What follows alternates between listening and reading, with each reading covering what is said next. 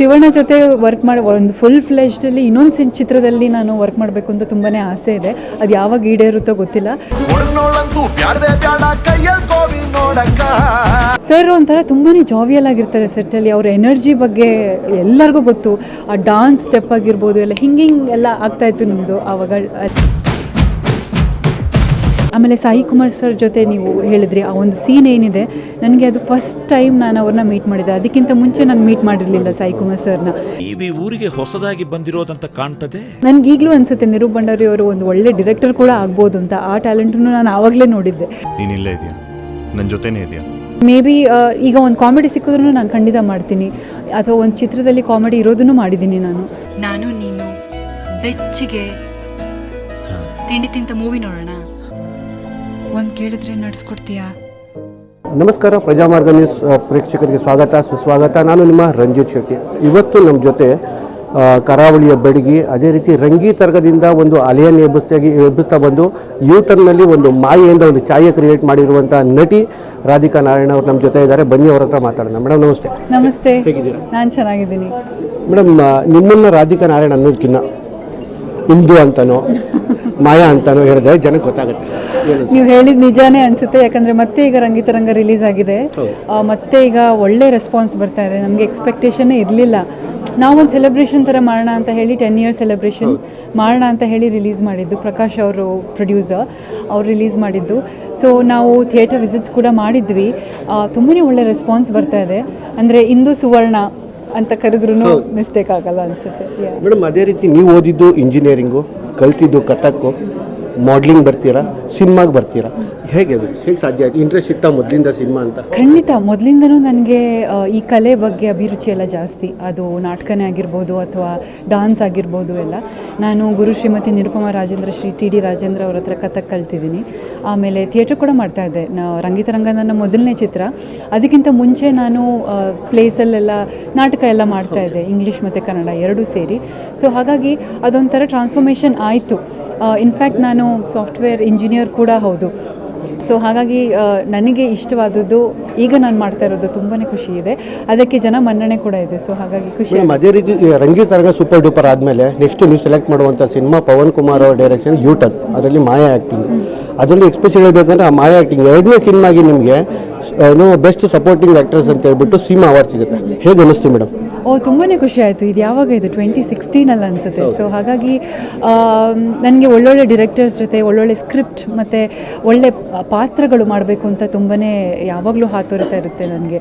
So ಹಾಗಾಗಿ ರಂಗಿತರಂಗ ಅದಕ್ಕೆ ಇದು ಅನುವು ಮಾಡಿಕೊಡ್ತು ಅಂತ ನನಗನ್ಸುತ್ತೆ. ಯಾಕಂದರೆ ರಂಗಿತರಂಗ ಎಲ್ಲರೂ ನೋಡಿದ್ರಿಂದ ಅಲ್ಲಿ ನನಗೆ ಸಾಕಷ್ಟು ಕ್ಯಾರೆಕ್ಟರ್ ಗ್ರಾಫ್ ಒಳ್ಳೆದಿದೆ. ಅಲ್ಲಿ ಸಾಕಷ್ಟು ಅಭಿನಯ ಮಾಡೋಕ್ಕೂ ತುಂಬಾ ನನಗೆ ಸ್ಪೇಸ್ ಸಿಕ್ತು.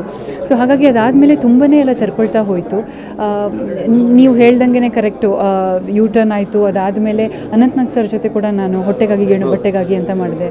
ಆಮೇಲೆ ಮತ್ತೆ ಇದು ಕಾಫಿ ತೋಟ ಅಂತ ಹೇಳಿ TN ಸೀತಾರಾಮ್ ಸರ್ ಜೊತೆ ಮಾಡಿದೆ. ಆಮೇಲೆ ಮುಂದಿನ ನಿಲ್ದಾಣ ಆಯಿತು, ಶಿವಾಜಿ ಸುರತ್ಕಲ್, ರಮೇಶ್ ಅರವಿಂದ್ ಸರ್ ಜೊತೆ 1, 2 ಕೆಲವು ಇದು ಹೇಳಬೇಕು ಅಂದರೆ ಈಗ ಮತ್ತೆ ನಾನು ದೈಜಿ ಅಂತ ಫಿಲ್ಮ್ ಮಾಡ್ತಾ ಇದ್ದೀನಿ ರಮೇಶ್ ಅರವಿಂದ್ ಸರ್ ಜೊತೆ. ಮತ್ತು PC ಶೇಖರ್ ಸರ್ ಜೊತೆ ಈಗ ಇನ್ನೊಂದು ಮಹಾನ್ ಅಂತ ಹೇಳಿ. ಸೊ ಅದನ್ನು ಕೂಡ ಮಾಡ್ತಾಯಿದ್ದೀವಿ ವಿಜಯ ರಾಘವೇಂದ್ರ ಅವ್ರ ಜೊತೆ. ಸೊ ಹಾಗಾಗಿ ಒಳ್ಳೊಳ್ಳೆ ಆಪರ್ಚುನಿಟೀಸ್ಗಳು ಸಿಕ್ಕಿದೆ ಅಂತ ನಾನು ಹೇಳ್ತೀನಿ.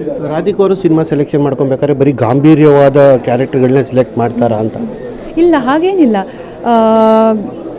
ಮೇ ಬಿ ಈಗ ಒಂದು ಕಾಮಿಡಿ ಸಿಕ್ಕಿದ್ರೂ ನಾನು ಖಂಡಿತ ಮಾಡ್ತೀನಿ, ಅಥವಾ ಒಂದು ಚಿತ್ರದಲ್ಲಿ ಕಾಮಿಡಿ ಇರೋದನ್ನು ಮಾಡಿದ್ದೀನಿ ನಾನು. ಸೊ ಹಾಗಾಗಿ ವೈವಿಧ್ಯತೆನ ಚೂಸ್ ಮಾಡ್ತೀನಿ ಅಂತ ಹೇಳ್ಬೋದು. ಖಂಡಿತ. ಯಾಕಂದರೆ ಈ ನೀವು ಹೇಳೋ ಮಾತನ್ನು ನಾನು ಕೇಳೋ ಪ್ರಶ್ನೆಯನ್ನು ಒಂದು 80% ಜನ ನೋಡಿದ್ರೆ, ನಿಮ್ಮನ್ನು ಕರೆಕ್ಟಾಗಿ ನೋಡಿದ್ರೆ 20% ನಿಮ್ಮ ಮಾತನ್ನು ಒಪ್ಕೊತಾರೆ. ಯಾಕಂದರೆ ನೀವೇನು ಮಾಡ್ತೀವಿ, ವಿಲನ್ ಸಿನಿಮಾದಲ್ಲಿ ಬೋಲೋ ಬೋಲೋ ರಂಗಪ್ಪ ಸಾಂಗಿಗೆ ಡ್ಯಾನ್ಸ್ ಮಾಡ್ತೀರಾ. ಅದು ವೆರಿ ಡಿಫ್ರೆಂಟ್ ಆಗಿರೋ ಒಂದು ಕ್ಯಾರೆಕ್ಟರ್ ನಿಮ್ಮ ಬರುತ್ತೆ. ಕರೆಕ್ಟ್ ಹೌದು. ಶಿವಣ್ಣ ಜೊತೆ ವರ್ಕ್ ಮಾಡಿ ಒಂದು ಫುಲ್ ಫ್ಲೆಶ್ಡಲ್ಲಿ ಇನ್ನೊಂದು ಚಿತ್ರದಲ್ಲಿ ನಾನು ವರ್ಕ್ ಮಾಡಬೇಕು ಅಂತ ತುಂಬಾ ಆಸೆ ಇದೆ. ಅದು ಯಾವಾಗ ಈಡೇರುತ್ತೋ ಗೊತ್ತಿಲ್ಲ. ಬಟ್ ಹೌದು, ಬೋಲೋ ಬೋಲೋ ಸಾಂಗಲ್ಲಿ ವಿಲನ್ ಚಿತ್ರದಲ್ಲಿ ಶಿವಣ್ಣ ಜೊತೆ ಮಾಡಿ ತುಂಬಾ ಖುಷಿ ಇದೆ ನನಗೆ. ಅದು ಕೂರ್ಗಿ ಡ್ರೆಸ್ಸಲ್ಲಿ. ಹೌದು, ಕೂರ್ಗಿ ಡ್ರೆಸ್ಸಲ್ಲಿ. ಸೊ ಸರ್ ಒಂಥರ ತುಂಬಾ ಜಾವಿಯಲ್ ಆಗಿರ್ತಾರೆ ಸೆಟ್ಟಲ್ಲಿ. ಅವ್ರ ಎನರ್ಜಿ ಬಗ್ಗೆ ಎಲ್ಲರಿಗೂ ಗೊತ್ತು. ಆ ಡಾನ್ಸ್ ಸ್ಟೆಪ್ ಆಗಿರ್ಬೋದು ಎಲ್ಲ ಹಿಂಗಿಂಗ್ ಎಲ್ಲ ಆಗ್ತಾಯಿತ್ತು ನಮ್ಮದು ಆವಾಗ ಅಲ್ಲಿ ಸರ್ ಜೊತೆ ಟೇಕ್ಸ್ ಎಲ್ಲ. ಸೊ ಅವ್ರ ಜೊತೆ ಮಾಡೋದು ಒಂದು ತುಂಬಾ ಖುಷಿ ವಿಚಾರ, ಕಲಿಯೋಕ್ಕೂ ಅಷ್ಟೇ ಸಾಕಷ್ಟು ಇರುತ್ತೆ ಅವ್ರ ಅಂಥ ಸೀನಿಯರ್ ಆ್ಯಕ್ಟರ್ಸ್ ಜೊತೆ ಮಾಡಿದಾಗ.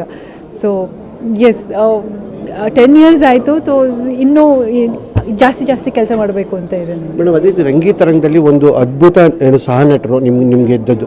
ಈಗ ನಮ್ಮ ಸಾಯಿ ಕುಮಾರ್ ಅವರಾಗಿರ್ಬೋದು, ಹೊಸದಾಗಿ ಮಾಡ್ತಿರೋ ನಿರೂಪ್ ಭಂಡಾರಿ ಅವರಾಗಿರ್ಬೋದು, ನಿಮ್ಮ ಜೊತೆ ಸಪೋರ್ಟಿವ್ ಆಗಿ ಅವ್ರು ಮಾಡ್ಕೊಂಡು ಬಂದಾಗ ನಿಮ್ಗೆ ಎಷ್ಟು ಹೆಲ್ಪ್ ಆಯಿತು ಆ್ಯಕ್ಟ್ ಮಾಡೋಕ್ಕೆ? ಯಾಕಂದರೆ ತುಂಬ ನೈಜವಾಗಿ ಮಾಡಬೇಕಾಗಿತ್ತು ಆ್ಯಕ್ಟಿಂಗ್, ನೈಜವಾಗಿ ಕೂಡ ಬಂದಿತ್ತು ಸಿನಿಮಾ. ಓಕೆ, ಒಂದು ಚಿತ್ರನ ಅದು ಒಂದು ಟೀಮ್ ವರ್ಕ್ ಆಗುತ್ತೆ. ಸೊ ಅದನ್ನು ಒಂದು ಚಿತ್ರನ ಮಾಡಬೇಕು ಅಂದರೆ ಸಾಕಷ್ಟು ಜನರ ಒಂದು ಈಕ್ವಲ್ ರೆಸ್ಪಾನ್ಸಿಬಿಲಿಟಿ ಇರುತ್ತೆ. ಸೊ ಹಾಗಾಗಿ ರಂಗಿತರಂಗ ಇವಾಗ ಏನಾಗಿದೆ ಅದು ಎಲ್ಲರ team work. Of course captain of the ship Anu Bhandari ಅವರು ಡಿರೆಕ್ಟರ್. ಸೊ ನಿರೂಪನು ಕೂಡ ನನಗೆ ಸಾಕಷ್ಟು ಹೆಲ್ಪ್ ಮಾಡಿದ್ದಾರೆ ಪ್ರತಿಯೊಂದು ಸೀನಲ್ಲೂ. ನೋಡು, ನನಗೀಗಲೂ ಅನಿಸುತ್ತೆ ನಿರೂಪ್ ಭಂಡಾರಿ ಅವರು ಒಂದು ಒಳ್ಳೆ ಡಿರೆಕ್ಟರ್ ಕೂಡ ಆಗ್ಬೋದು ಅಂತ. ಆ ಟ್ಯಾಲೆಂಟನ್ನು ನಾನು ಆವಾಗಲೇ ನೋಡಿದ್ದೆ. ಸೊ ಹಾಗಾಗಿ ಆಮೇಲೆ ಸಾಯಿ ಕುಮಾರ್ ಸರ್ ಜೊತೆ ನೀವು ಹೇಳಿದ್ರಿ ಆ ಒಂದು ಸೀನ್ ಏನಿದೆ, ನನಗೆ ಅದು ಫಸ್ಟ್ ಟೈಮ್ ನಾನು ಅವ್ರನ್ನ ಮೀಟ್ ಮಾಡಿದ್ದೆ. ಅದಕ್ಕಿಂತ ಮುಂಚೆ ನಾನು ಮೀಟ್ ಮಾಡಿರಲಿಲ್ಲ ಸಾಯಿ ಕುಮಾರ್ ಸರ್ನ. ಡೈರೆಕ್ಟಾಗಿ ಸೀನಲ್ಲೇ ಮೀಟ್ ಮಾಡಿದ್ದು ನಾನು. ಸೊ ಆವಾಗ ಒಂದು ಹೆದರಿಕೆ ಇರುತ್ತೆ, ಅದು ನೈಜವಾಗಿಯೇ ಬಂತೇನೋ. ಬಟ್ ಸಾಯಿ ಕುಮಾರ್ ಸರ್ ತುಂಬಾ ಸಪೋರ್ಟಿವ್, ಆಮೇಲೆ ತುಂಬಾ ಫ್ರೆಂಡ್ಲಿ, ಅವರು ತುಂಬಾ ಅಪ್ರೋಚಬಲ್. ಸಾಕಷ್ಟು ಒಳ್ಳೆ ವಿಚಾರಗಳು ಹೇಳಿದ್ರು ನನ್ನ ಆ್ಯಕ್ಟಿಂಗ್ ಬಗ್ಗೆ ಅವರು. ಸೊ ಎಲ್ಲೆಲ್ಲಿ ತಿದ್ಕೋಬೋದು ಅಂತಲೂ ಹೇಳಿದ್ರು. ಸೊ ಹಾಗಾಗಿ ಆವಾಗಲೇ ಫಸ್ಟ್ ಚಿತ್ರದಲ್ಲೇ ಅಂಥ ಒಂದು ನನಗೆ ಲಾಂಚಿಂಗ್ ಪ್ಯಾಡ್ ಸಿಕ್ಕಿದ್ದು ನನ್ನ ಅದೃಷ್ಟ ಅಂತಲೇ ಹೇಳ್ಬೋದು. ಮೇಡಮ್, ರಂಗೀತರಂಗದಲ್ಲಿ ಮೇಜರಾಗಿ ಬರುವಂಥದ್ದು ನಿಮ್ಮ ಯಕ್ಷಗಾನ ಆಗಿರ್ಬೋದು, ಕೋಲ ಆಗಿರ್ಬೋದು, ದೈವಾರಾಧನೆ, ಅದು ನಿಮ್ಮ ಉಡುಪಿಯವರಾಗಿರೋಕ್ಕಿಂತ ನಿಮಗೆ ತುಂಬ ನಿಯರ್ ಆಗಿ ಗೊತ್ತಾಗುತ್ತೆ. ಬರೀ ಕತ್ಲಲ್ಲಿ ಹೈಯೆಸ್ಟಾಗಿ ಶೂಟ್ ಆಗಿದೆ ಸಿನಿಮಾ. ಸೊ ಆ ಥರ ಯಾವ್ದಾದ್ರು ಕೆಟ್ಟ ಅನುಭವಗಳು ಯಾವ್ದಾರು ಆಯ್ತಾ? ಆ ಥರ ಕೆಟ್ಟ ಅನುಭವಗಳು ನನಗೇನೂ ಆಗಲಿಲ್ಲ. ನನಗೆ ಶೂಟಿಂಗ್ ಮಾಡ್ತಾ ಇರಬೇಕಾದ್ರೂ ಒಳ್ಳೆಯ ಅನುಭವನೇ, ಮಾಡಾದ್ಮೇಲೂ ಜನರು ಅದನ್ನು ನೋಡಿದ್ಮೇಲೆ ಒಳ್ಳೆಯ ಅನುಭವನೇ ನನಗೆ ಸಿಕ್ಕಿದೆ. ಸೊ ಅದು ಈಗ ನನಗನ್ಸುತ್ತೆ ಏನೋ ಒಂದು ಡಿವೈನ್ ಬ್ಲೆಸ್ಸಿಂಗ್ ಇದೆ ರಂಗಿತರಂಗಕ್ಕೆ ಅಂತ. ಯಾಕಂದರೆ ಆವಾಗ ರಿಲೀಸ್ ಆದಾಗ 1 ವರ್ಷ ಓಡ್ತು. ಇವಾಗ ಕೂಡ 10 ವರ್ಷ ಆದಮೇಲೆ ರಿಲೀಸ್ ಮಾಡಿದ್ವಿ. ಈಗಲೂ ಕೂಡ ಚೆನ್ನಾಗಿ ರೆಸ್ಪಾನ್ಸ್ ಕರೆಕ್ಟ್. ನಿಮಗೆ ಚಾನ್ಸ್ ಸಿಕ್ತು. ಹೌದು. ಸೊ ಎಲ್ಲರಿಗೂ ಒಂದು ಆ್ಯಕ್ಟರ್ ಕರಿಯರಲ್ಲಿ ಇಂಥ ಒಂದು ರೋಲ್ ಸಿಗೋದು ತುಂಬಾ ಅಪರೂಪ. ನನಗೆ ಫಸ್ಟ್ ಟೈಮೇ ಅದು ಸಿಕ್ಕಿರೋದು ನನಗೆ ತುಂಬಾ ಖುಷಿ ಆಗುತ್ತೆ. ನೆಗೆಟಿವ್ ರೋಲಲ್ಲಿ ಕಾಣಕ್ಕೆ ಇಷ್ಟಪಡ್ತೀರಾ? ನೋಡೋಣ, ನೆವರ್ ಸೇ ನೆವರ್ ಅಂತಾರಲ್ಲ. ಸೊ ನೋಡೋಣ ಸಿಕ್ಕಿದ್ರೆ. ಮತ್ತೆ ರೀಸೆಂಟಾಗಿ ಮಹಾನಟಿ ಕಾರ್ಯಕ್ರಮಕ್ಕೆ ಹೋಗಿದ್ದೆ ನೀವು ಮತ್ತು ನಿರೂಪ್ ಅವರು. ಅವಾಗ ಅರವಿಂದ್ ಸರ್ ಜೊತೆ ಒಂದು ಡ್ಯಾನ್ಸ್ ಮಾಡ್ತೀರಾ, ಹೇಗಿತ್ತು ಆ ಒಂದು ಟೈಮಿಂಗ್? ನನಗೆ ಅದು ಒಂಥರ ಮ್ಯಾಜಿಕಲ್ ಮೂಮೆಂಟ್ ಅಂತಲೇ ಅನಿಸ್ತು. ಯಾಕಂದರೆ ನಾನು ಚಿತ್ರರಂಗದಲ್ಲಿ ಶುರು ಮಾಡುವಾಗ ನಿರೂಪ್ ಭಂಡಾರಿ ಅವರು ನನ್ನ ಕೋ ಆ್ಯಕ್ಟರ್ ಆಗಿದ್ದರು. ಅದಾದಮೇಲೆ ಈಗ ನನ್ನ ಲೇಟೆಸ್ಟ್ ಚಿತ್ರ ಅದು IG, ಅದರಲ್ಲಿ ರಮೇಶ್ ಅರವಿಂದ್ ಸರ್ ಇದ್ದಾರೆ. ಸೊ ಅವ್ರ ಇಬ್ಬರ ಜೊತೆ ಆ ಸ್ಟೇಜನ್ನ ಶೇರ್ ಮಾಡೋದಿದೆಯಲ್ಲ, ಸೊ ನನಗೊಂಥರ ಮ್ಯಾಜಿಕಲ್ ಮೂಮೆಂಟ್ ಅಂತಲೇ ಅನಿಸ್ತು. ಶಿವಾಜಿ ಸುರತ್ಕಲ್ಲೂ ಮಾಡಿ. ಹೌದು ಶೂಟ್ ಆಗೋದು ಜಾಸ್ತಿ ಅಂತ ಹೇಳೋಕ್ಕಾಗಲ್ಲ. ಒಂದೊಂದು ಥೀಮ್ ಒಂದೊಂದು ಥರ ಇರುತ್ತೆ. ಸೊ ಏನಂದರೆ ನಮ್ದೇನಂದರೆ ಮನೋರಂಜನೆ ನಾವು ಕೊಡಬೇಕು. ಅದರೊಂದು ಥೀಮ್ ಇಟ್ಕೊಂಡು ಡೈರೆಕ್ಟರ್ ಅವರು, DOP ಅವರು ಡಿಸ್ಕಸ್ ಮಾಡಿ ಹೇಳಿರ್ತಾರೆ, ಅದನ್ನು ತೀರ್ಮಾನ ಮಾಡಿರ್ತಾರೆ. ಸೊ ಹಾಗಾಗಿ ಮೇಡಮ್, ಕೊನೆಯದಾಗಿ ಕನ್ನಡ ಚಿತ್ರರಂಗ ಇವಾಗ ಒಂದು ಅಷ್ಟು ಯಶಸ್ಸು ಕಾಣ್ತಾ ಇಲ್ಲ ಅಂತ ಮಾತುಗಳು ಕೇಳಿ ಬರ್ತಾ ಇದೆ. ನಿಮ್ಗೆ ಏನು ಅನ್ಸುತ್ತೆ? ಸ್ಟಾರ್ ನಟರ ಸಿನಿಮಾಗಳಿಲ್ಲ, 6 ತಿಂಗಳಲ್ಲಿ ಯಾವುದು ಹಿಟ್ ಕೊಟ್ಟಿಲ್ಲ ಅನ್ನೋದೊಂದು ಮಾತುಗಳು ಕೇಳಿ ಬರ್ತಾ ಇದೆ. ಅಂದರೆ ಈಗ ಏನಂದರೆ ನಾವು ನಾನು ರಿಕ್ವೆಸ್ಟ್ ಏನಪ್ಪ ಮಾಡೋದು ಅಂದರೆ, ಒಂದು ಚಿತ್ರಮಂದಿರಕ್ಕೆ ಹೋಗ್ಬಿಟ್ಟು ಚಿತ್ರನ ನೋಡಿ, ಎಸ್ಪೆಷಲಿ ಕನ್ನಡ ಚಿತ್ರಗಳು. ಯಾಕಂದರೆ ನಾವು OTT ಅಲ್ಲಿ ನೋಡ್ತೀವಿ ಅಂತ ನಾವು ಬಿಟ್ಬಿಟ್ರೆ ಅದು ಪ್ರಾಬಬ್ಲಿ OTT ಅಲ್ಲಿ ಬರಲ್ಲ. ಸೊ ಹಾಗಾಗಿ ನಿಮಗೆ ಸಪೋರ್ಟ್ ಮಾಡಬೇಕು ಅಂದರೆ ದಯವಿಟ್ಟು ನೀವು ಚಿತ್ರಮಂದಿರಕ್ಕೆ ಹೋಗ್ಬಿಟ್ಟು ಚಿತ್ರನ ನೋಡಿ ಸಪೋರ್ಟ್ ಮಾಡಿ ಅಂತ ಕೇಳ್ತೀನಿ. ಈಗೇನು 6 ತಿಂಗಳು ಮುಗಿದಿದೆ, ಇನ್ನು 6 ತಿಂಗಳಲ್ಲಿ ಒಳ್ಳೊಳ್ಳೆ ಸಿನಿಮಾ ಇದೆ, ಅದು ನಮಗೂ ಗೊತ್ತಿದೆ. ಸೊ ಅದನ್ನು ನಾನು ಹೇಳ್ತೀನಿ, ಈಗ ಸ್ಟಾರ್ ನಟರುಗಳು ಯಾಕೆ ವರ್ಷಕ್ಕೆ 2-3 ಸಿನಿಮಾ ಮಾಡ್ತಿಲ್ಲ? ನೀವು ಸ್ಟಾರ್ ನಟರನ್ನೇ ಕೇಳಬೇಕು, ನನ್ನನ್ನು ಕೇಳಿದ್ರೆ ನಾನೇನು ಆಡಿಯನ್ಸ್ ಆಗಿ ಆ್ಯಕ್ಟರ್ ಬಿಟ್ಟಾಗಿ ನನಗೆ ಈಗ ಒಳ್ಳೆ ಚಿತ್ರ ಬಂದಾಗ ಅದನ್ನು ಯಾರೇ ಆಗಿರಲಿ ಜನರು ನೋಡಿದ್ದಾರೆ. ಈಗ ರಂಗಿತರಂಗ ರಿಲೀಸ್ ಆದಾಗ ಯಾರೂ ಅದರಲ್ಲಿ ಗೊತ್ತೆಲ್ಲ ಡೆಬ್ಯೂಟೆಂಟ್ಸ್. ಸೊ ಹಾಗಾಗಿ ಕನ್ನಡ ಆಡಿಯನ್ಸ್ ಇಂಟೆಲಿಜೆಂಟ್ ಆಡಿಯನ್ಸ್ ಅಂತ ನಾನು ಅನ್ಕೋತೀನಿ. ಅವರು ಒಂದು ಒಳ್ಳೆ ಪ್ರಾಡಕ್ಟ್ ಬಂದಾಗ ಅದಕ್ಕೆ ಖಂಡಿತ ಸಪೋರ್ಟ್ ಮಾಡಿ.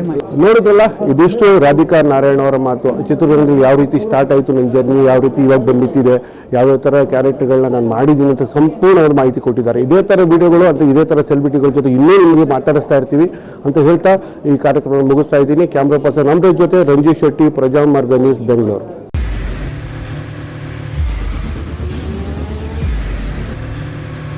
ಪ್ರಜಾಮಾರ್ಗ ನ್ಯೂಸ್, ಇದು ಜನಸಾಮಾನ್ಯರ ಧ್ವನಿ. ನಮಸ್ಕಾರ.